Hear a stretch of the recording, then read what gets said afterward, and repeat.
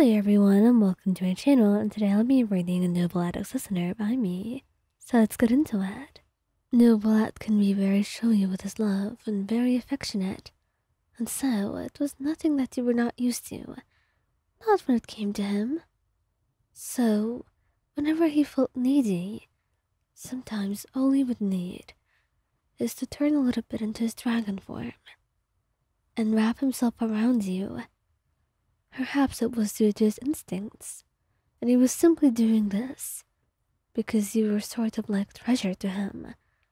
He loved you very much. You meant the entire world to him.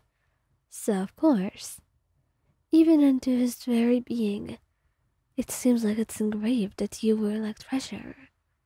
So maybe that's why. He would never truly know.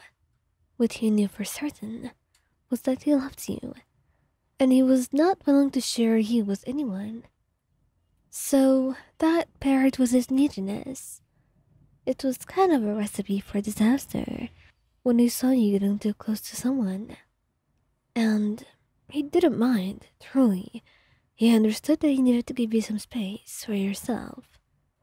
That did not stop him from getting jealous, though, as was the case with him right now.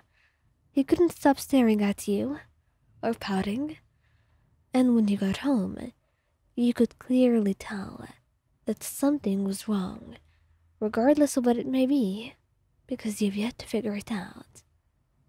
And you tried to look at him for a couple of moments, trying to gauge what just got this reaction from him, until you just gave up on trying to guess, and decided that confrontation might be your best bet. So you went over to him and crossed your arms.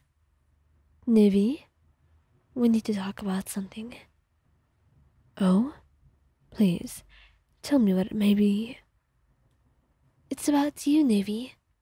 You've been upset all day. I don't know what's wrong with you. My apologies. I'm not sure if I did anything wrong. It's not that you did anything wrong. I'm just saying, you need to be a little bit more clear if you're upset. I can clearly see that. So, all you need to do is just talk to me. Tell me what's upsetting you. If it's me or something else. I don't even know what to do here. I feel confused, Nivi. And you're not really helping. You say, and you can clearly feel your desperation. And after staring at you for a while, he just sighs and sits down. My apologies, dear. I did not mean to concern you so heavily. The issue is, I truly don't know how to describe it. I could be overreacting a little bit. Even so, tell me. I need to know what's going on. I won't blame you if you're overreacting. Everyone does that sometimes. It's fine, you said. And he smiled. You were truly far too kind for him, as he truly believed. So he was just thankful to be able to have you, because he felt like he didn't deserve someone like you. And so he began to tell you about his own experience with jealousy, the way that he felt like it was suffocating him, and you had no idea what to do. And you listened, patiently, or as patiently as you could anyway. And after that, he just sighed softly, a gentle smile on your face. That's all right, Nivelet. I don't blame you at all. Things like that happen, and it's fine, really. What's done is done, and jealousy is normal too. So what do you want to do right now? Tell me. I want to cuddle you, if you would let me. Of course. And then he smiled. Whenever you were at home, he took on a more draconic form. It was not fully dragon-like, but not fully human either.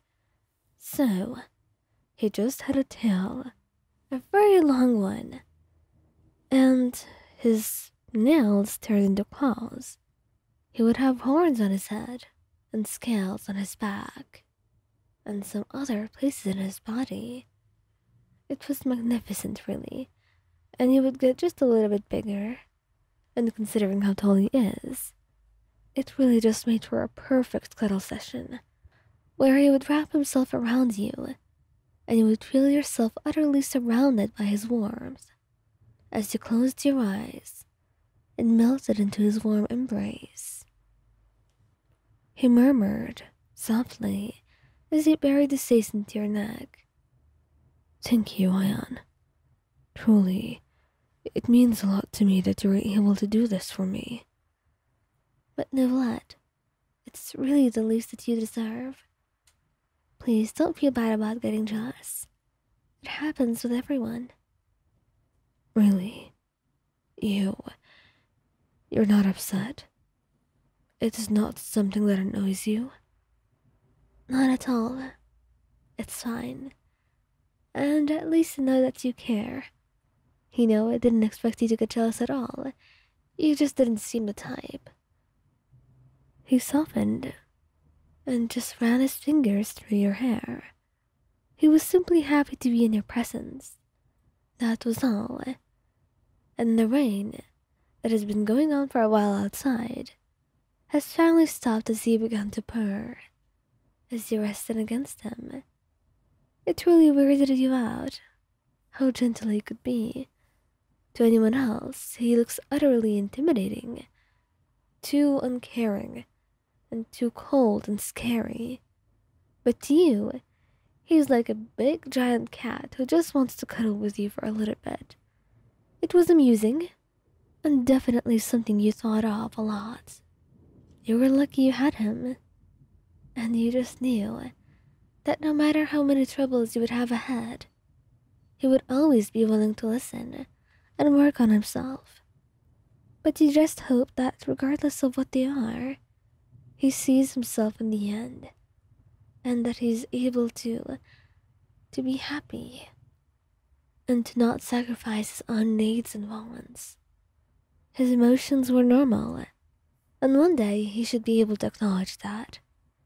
You just hoped that you would be able to help him and make this day come a little bit sooner.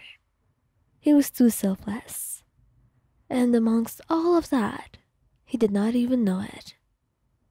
And right now, as you began to doze off in his arms, you wondered just when you were going to wake up, because when you were in his arms like that, you knew that the entire day would be wasted, but not in vain. You were truly happy there, and so was he.